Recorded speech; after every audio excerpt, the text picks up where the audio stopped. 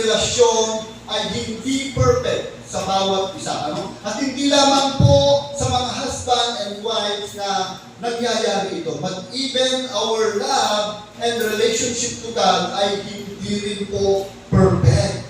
Amen?